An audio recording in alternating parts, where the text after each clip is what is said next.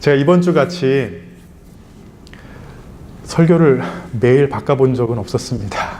주일 설교를 준비하면서 거의 다 준비하고, 그래 우리 마지막 날에 우리 성도님들과 이 말씀을 나누면 좋겠지, 기도하는 가운데 설교를 4번 바꿨습니다.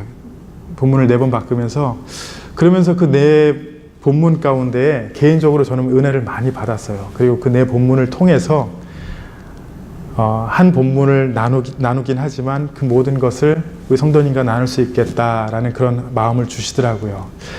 우리가 사실 이 본문은 추수감사절 때 많이 나누는 내용입니다. 우리가 하나님 앞에 감사해야 되고 범사에 감사하며 살아라, 그런 내용으로 많이 나눌 때가 있습니다. 근데 오늘 한 해를 마무리하며 이 하박국 선지서에 나오는 말씀을 중심으로 올 한 해도 하나님 은혜였고 오직 하나님 앞에 감사할 수밖에 없다라는 것을 기억하시고 하나님 앞에 영광 돌리시기 바랍니다. 아멘. 한 해를 마무리하면서 항상 드는 생각이 있습니다. 여러분들도 같은 생각이시면은 살짝 저를 보시고 고개를 끄덕이시던지 아니면 원하시면은 살짝 윙크를 해주셔도 좋습니다. 같은 마음이시면요. 딱 이쯤 되면은 나는 올 한 해 무슨 생각으로 살았나? 나는 얼마만큼 남겼고 얼마만큼 모았을까? 지난 1월에 무엇을 계획했는지 전혀 기억나지가 않는데 나는 무엇을 했을까? 그리고 또 내년 목표를 세우려고 하니 올해와 동일하게 살 것 같아서 계획하고 싶은 의욕도 생기지가 않는다. 한 해를 돌아보고 나면은 이쯤 되면은 이런 생각이 많이 드실 것이에요. 집사님 이제 윙크 안 하셔도 돼요, 집사님. 아마 이러한 생각은 저뿐만이 아니라 여러분들도 많이 최소한 한 번쯤은 해보셨을 거예요. 오늘이 2017년 마지막 날입니다. 너무 빨리 지난 것 같아요. 무엇을 해보지도 못하고 그냥 지나가 버린 것이 많은 것 같고, 또 아쉬운 것도 많을 것이고 후회되는 것도 많을 것입니다. 그러나 우리가 다른 무엇보다 하나님의 은혜로 말미암아 지금 이 자리에 오게 된 것을 기억하시고, 다른 무엇보다도 하나님의 자녀로 내가 이 자리에 왔습니다 라는 것을 감사하신 우리 성도님들 되시기 바랍니다. 사람들은요, 인생에 변화를 주고 싶어 하지만 우리의 삶을 어떻게 변화시켜야 될지 잘 모르며 그냥 살아갈 때가 많습니다. 특별히 새해가 되기 전에 새로운 마음과 계획을 가지고 시작하지만 오래가지 못하잖아요. 성경을 창세기서부터 이제 분명 내일 시작합니다. 제가 그리고 여기 주보에 적어드렸어요. 스케줄이 있습니다. 창세기, 출애굽기 읽으시면 성공하신 거예요. 근데 많은 분들이 레위기에서 포기를 하시더라고요. 이런 계획을 갖고 시작을 하지만 오래 못 가요. 부지런히 살아야지, 열심히 살아야지. 우리의 인생을 어떻게 바꿔야 할까, 새로운 마음으로 어떻게 계획을 세우고 변화시킬 수 있을까 생각을 할 수 있지만, 심리학자들은요, 딱 2가지 방법이 있다라고 주장을 합니다. 2가지 중에 하나가 뭐냐면은, 첫 번째는 심리학자들이 얘기하는 거예요. 뭐라고 하냐면은, 첫 번째는 감사하래요. 굉장히 성경적이죠. 심리학자들이 삶에 변화를 주고 싶으면은 감사하래요. 그리고 2번째가 뭐냐면은 그림을 그리라고 합니다. 이 그림 그리라는 거는 단지 그냥 스케치북에 종이에다가 물감으로 그림을 그려라 이게 아니라 우리 마음에 그림 그리는 것이 삶을 변화시킨다라는 것이에요. 그냥 나 변화할 거야, 변화될 거야 라는 그런 생각이 아니라 중요한 것은 우리 마음의 꿈 그리고 비전을 그려보라는 것입니다. 다시 한번 이 첫 번째로 돌아가셔가지고 우리가 감사하면 변화된다라는 이 내용을 보시면요, 감사는요, 심리학자들의 말이 아니라 성경이 우리에게 뚜렷하게 말합니다. 감사는 우리의 인생을 변화시켜줄 만큼 위대한 힘이 된다는 것을 여러분 기억하시기 바랍니다. 성경에서 하나님께서 명령하시는 감사의 내용을 크게 3가지로 우리가 볼 수 있어요. 절기로 보시면은 여러분 6월절이 있습니다. 6월절은 뭐냐? 이스라엘 백성이 애굽에서 출애굽할 때 어린 양의 피를 문설주에 발라서 그 피를 보고 넘어갔다. 구원을 얘기를 합니다. 근본적인 감사는 바로 구원의 은혜라는 거예요. 하나님의 백성으로서 가장 우선되는 게 내가 하나님의 백성이 됐고 나는 구원을 받았다라는 것. 구원의 은혜로 감사해라. 이렇게 주장합니다. 그리고 두 번째는 뭐냐? 오순절, 맥추절 감사입니다. 출애굽기 23장 16절을 보시면은 맥추절을 지키라. 이는 내가 수고하여 밭에 뿌린 것의 첫 열매를 거둠이니라. 무엇이 하면은 우리의 수고에 대해서 열매 맺은 것을 감사하라는 것이에요. 우리가 땀을 흘려서 얻은 것, 그 이상을 못 받아서 불평하라는 게 아니라 내가 지금 열심히 살아서 얻은 것에 대해서, 열매에 대해서 감사하라는 것입니다. 그리고 세 번째는 뭐냐? 초막절이라고 하는데요. 이 초막절은 오늘날 우리가 기념하는, 하나님 앞에 감사하는 추수감사절의 그 의미와 굉장히 가깝습니다. 우리의 고난 가운데 하나님이 어떻게 인도하셨고 동행하셨는가라는 것을 기억하고 감사라는 것이에요. 우리와 동행하신 하나님으로 인하여 감사라는 것입니다. 우리의 힘든 이민의 삶을 내가 헤쳐 여기까지 왔다고 여러분 생각하세요? 내가 무엇을 잘했기 때문에 내가 그래도 이곳에서 이만큼 성공해서 이만큼 그래도 집이 있고 무엇이 있고 이렇게 살고 있지. 우연히 이렇게 살다 보니까 여기까지 왔다라고 생각하세요? 아니에요. 하나님이 인도하셨습니다. 2017년도도요.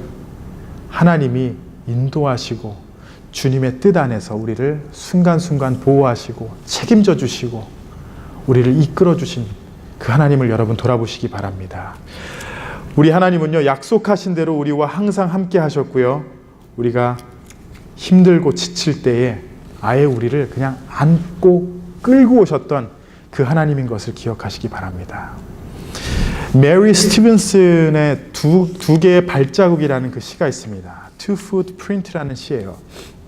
여러분 제가 읽어드리면 다 아는 그 내용인데 한번 들어보시기 바랍니다. 제가 시를 읽는 그런 목소리는 아니지만 나름 제가 좀 멋있게 읽어드리겠습니다. 한번 들어보세요. 한 남자가 꿈을 꾸었다. 꿈속에서 그는 하나님과 나란히 걷고 있었다. 해변의 모래밭에는 두 개의 발자국이 나 있었다. 그런데 언젠가부터 하나의 발자국만 모래밭에 남아 있었다.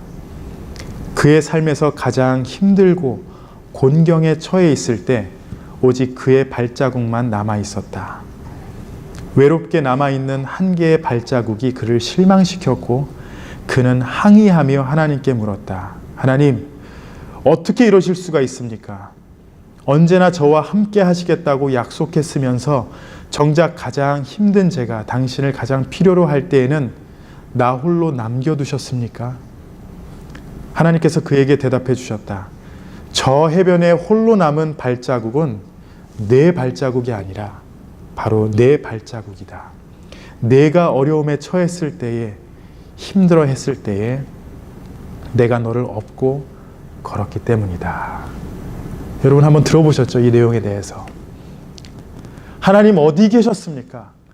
내가 힘들 때, 내가 기도할 때, 내가 그렇게 찾았을 때, 막상 필요할 때 도대체 하나님은 어디 계셨습니까? 이렇게 우리가 불평하며 하나님 앞에 기도할 때가 많잖아요. 그렇게 살아갈 때가 많잖아요. 그런데요, 하나님은 절대 우리를 포기하신 적이 없으세요. 부모가 자녀를 포기하지 않는 그 이상으로 하나님은요, 우리를 붙잡고 계시고 우리를 눈동자같이 보호하고 계시고 우리가 쓰러지면 아예 업고 끌고 가시는 그 하나님이신 줄로 믿으시기 바랍니다. 이거는 제 생각이 아니고 느낌이 아니라 성경에서 모든 하나님의 백성을 하나님께서 그렇게 책임지시고 이끌어 주셨어요. 그것을 믿으라고 성경은 우리에게 끊임없이 주장을 합니다. 오늘 하박국 선지자의 말씀을 나누는데 이 구절들을 우리가 많은 찬양으로 고백했고 많은 설교를 들었을 것입니다. 이 고백이 2017년도를 마무리하는 우리의 고백이 될 수 있기를 바랍니다. 아무리 올해가 힘들었고 내년의 시작이 두렵게 느껴질지라도 오직 나의 구원의 하나님으로 말미암아 감사합니다. 오직 나의 구원의 하나님으로 말미암아 2017년도가 정말 풍성한 한 해였습니다. 감사한 한 해였습니다. 라고 고백할 수 있는 우리 성도님들이 되시기를 예수님의 이름으로 축원합니다. 첫 번째로 한번 따라해 보세요. 찌라도 감사하시기 바랍니다. 하박국 선지자의 감사의 중심에는 찌라도의 감사가 있습니다. 제가 이 내용을 3년 전에 제가 섬기던 그 목사님의 설교 때 찌라도 가지고 무슨 찌라도야 제가 그 생각을 했는데 설교를 준비하다가 이 찌라도가 제가 딱 마음에 그냥 확 와닿더라고요. 17절 말씀을 다시 한번 보시면요. 비록 무화과 나무가 무성하지 못하며 포도나무에 열매가 없으며 감람나무에 소출이 없으며 밭에 먹을 것이 없으며 우리의 양이 없으며 외양간에 소가 없을지라도. 여러분, 이 표현을 보시면은 이스라엘 땅에 포도나무에 열매가 없고 감람나무에 소출이 없고 밭에 먹을 것이 없다? 이거는 최악의 상황이에요. 먹고 살 길이 없다라는 거예요. 내가 굶어 죽을지라도라는 표현입니다.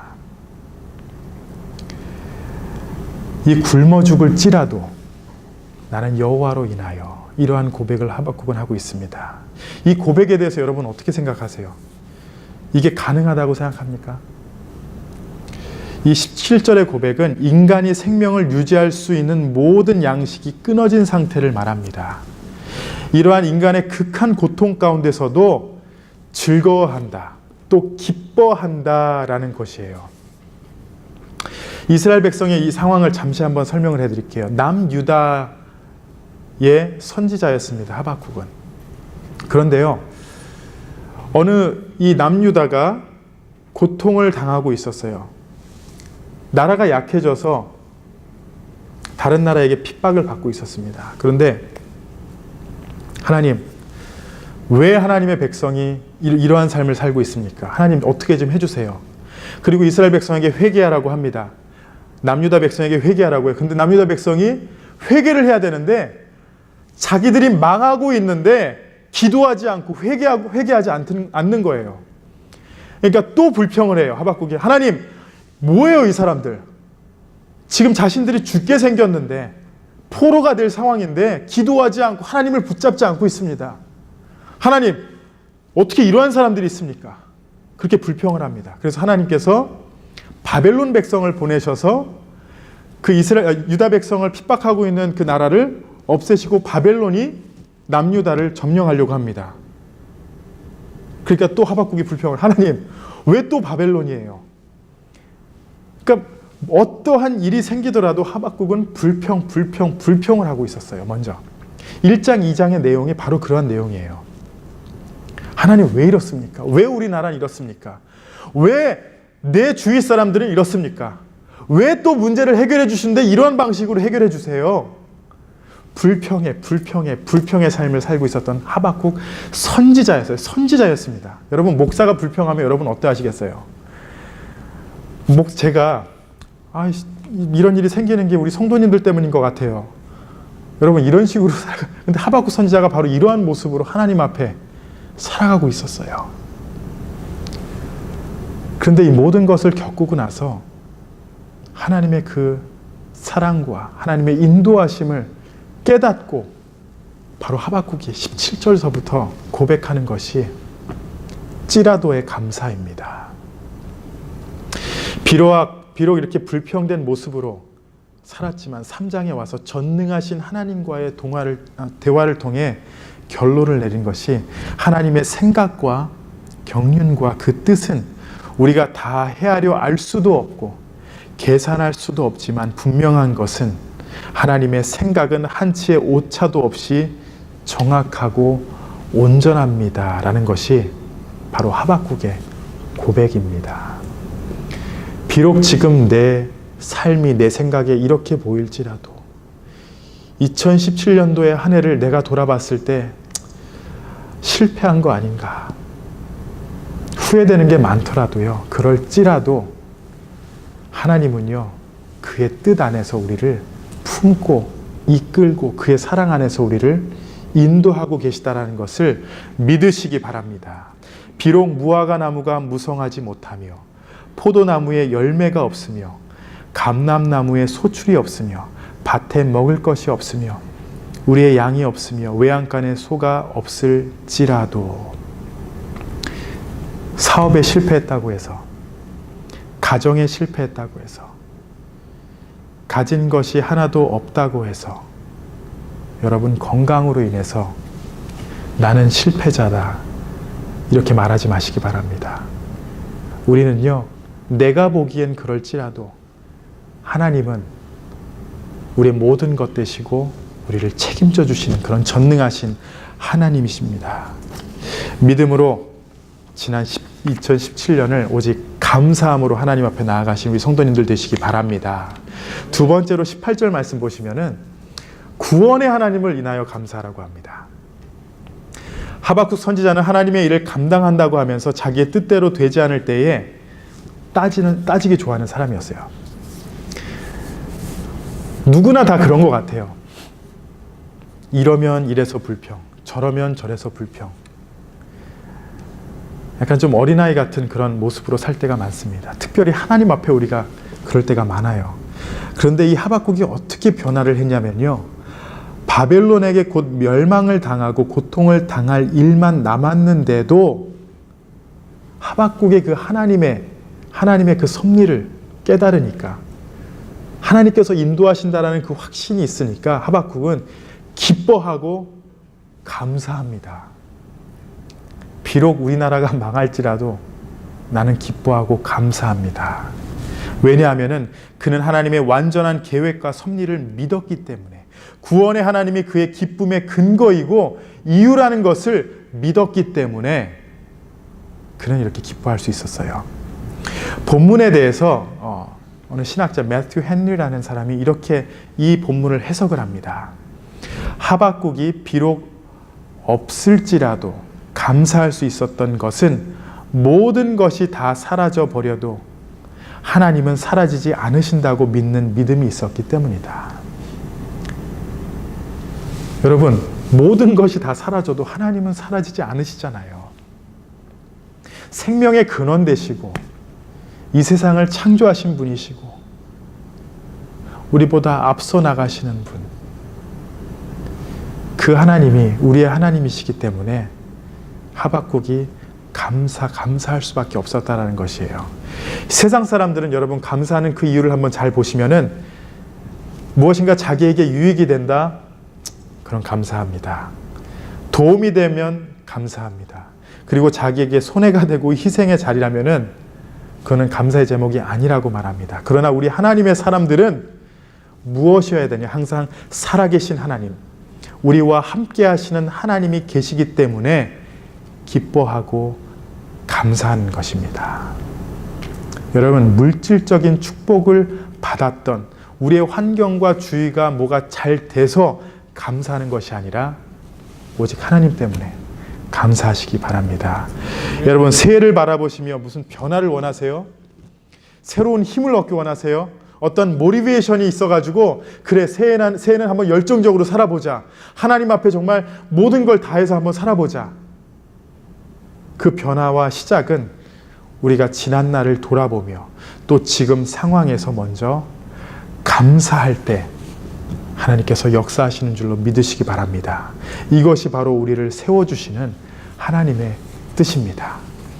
그리고 세 번째, 마지막은요, 하박국은 19절에 힘이 되신 여호와를 인하여 기뻐하라 라고 합니다. 19절을 보시면 주 여호와는 나의 힘이시라, 나의 발을 사슴과 같게 하사 나를 나의 높은 곳으로 다니게 하시리로다.